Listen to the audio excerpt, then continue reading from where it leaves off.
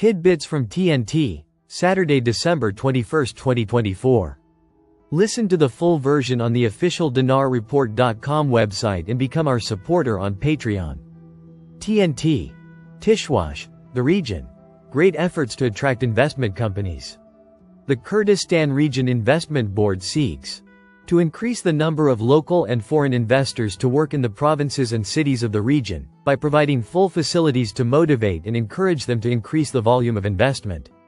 Private sector growth. The head of the Kurdistan Region Investment Board, Mohammed Shukri, said in an interview with Saba, the board, through its 8 directorates spread across the provinces and independent administrations in the region, is seriously and diligently seeking to provide full facilities to investors and increase the volume of investments and the number of local, Arab and foreign investors and increase the work of projects by the private sector in the region, indicating that the regional government has invested more than $68 billion, of which Erbil's share amounted to more than 61%.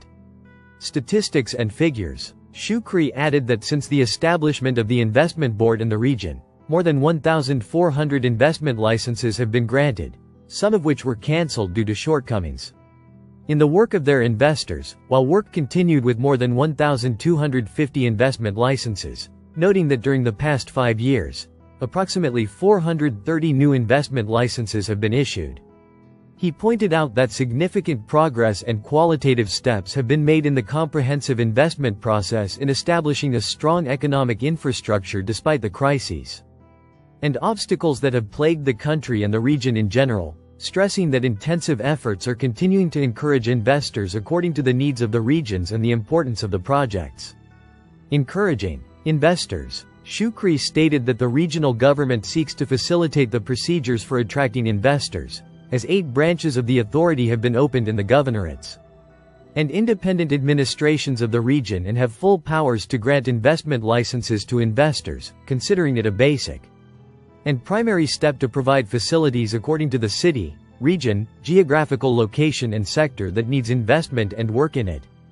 Government privileges. The head of the Kurdistan Investment Board pointed out that the regional government has given great privileges to investors, including a 10-year tax exemption through the investment law, to which additional years are added if the investor is a foreigner or a partner of a local investor, as well as providing privileges and facilities to the less developed areas in the region according to the decision of the Regional Council of Ministers, noting that the challenges facing investors, including local ones, are great.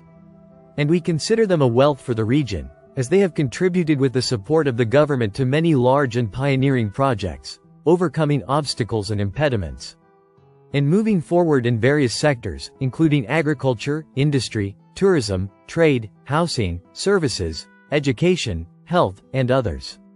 The qualifications of the region, and he pointed out that the Kurdistan region encourages and provides facilities to investors more than other countries in the region through a package of privileges and incentives included in the Investment Law No. 4 of 2006 in the region, in addition to other facilities provided by the Supreme Investment Council, including the favorable conditions that the Kurdistan region enjoys for foreign investors, such as political stability, cultural pluralism, democracy and security. Stressing that these conditions make the Kurdistan region more attractive to investors among many countries in the region. Tishwash. Fluctuating dinar. Economic experts urge action as dollar soars in Iraq. Iraq's dinar continues its erratic trajectory against the US dollar, with no resolution in sight despite years of governmental and central bank efforts. Experts attributed the instability to weak policies and unchecked market manipulation. Root causes of volatility. The dollar is surging against the dinar at Baghdad's main currency exchanges, Al-Kifa and Al-Harithia, surpassing 1,510 dinars per $1. On the streets, exchange shops are marking up selling prices to more than 1,520 dinars. The instability in dollar prices reflects the Iraqi central bank and government's inadequate monetary policies, which fail to address the core of the issue. Said Mustafa Faraj, an economic expert, their hesitant measures have left them unable to control the dollar's value. Faraj cited U.S. sanctions on neighboring Syria and Iran as a major factor. The lack of legitimate trade channels with these countries, combined with restrictions on dollar transfers to them, has led to dollar smuggling, driving up its price, he told Shafaq news agency.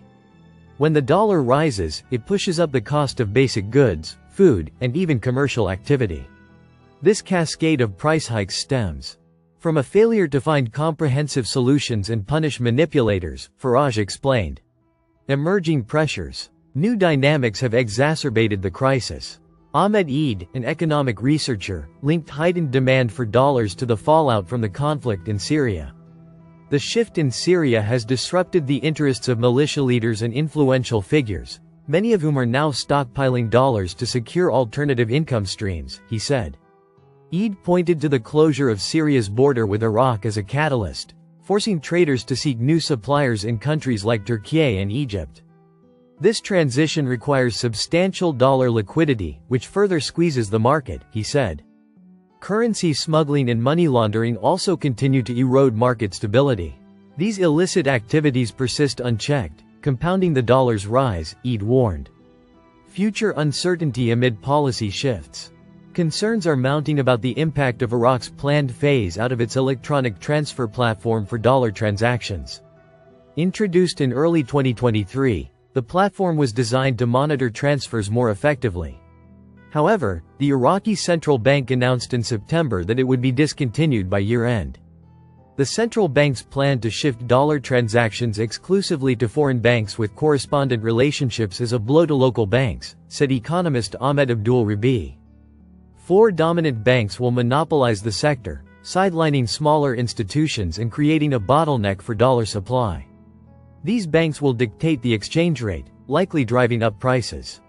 The central bank must advocate for local banks to establish accounts with international institutions like JP Morgan and Citibank, Abdul Rabi urged. Reassurances from the central bank. In response to public concerns, the Iraqi central bank has downplayed fears of major disruptions. In a statement, it described the transition as part of a phased strategy to align with international standards, emphasizing that 95% of transfers had already shifted from the platform to direct banking relationships. The transition will be completed gradually, ensuring continuity, the bank stated, adding that partnerships with foreign banks in China, India, Turkey, and the UAE would facilitate trade using non-dollar currencies, such as the yuan and euro. 13 Iraqi banks have already begun operations under the new framework, offering pre-approved transfers and enabling global payment systems for personal and commercial needs, the statement said. These steps aim to stabilize the currency and curb inflation, reinforcing official exchange rates as the benchmark for legitimate economic activities. The official rate reflects real market dynamics, the central bank stressed, warning against unofficial rates driven by those engaging in unauthorized practices.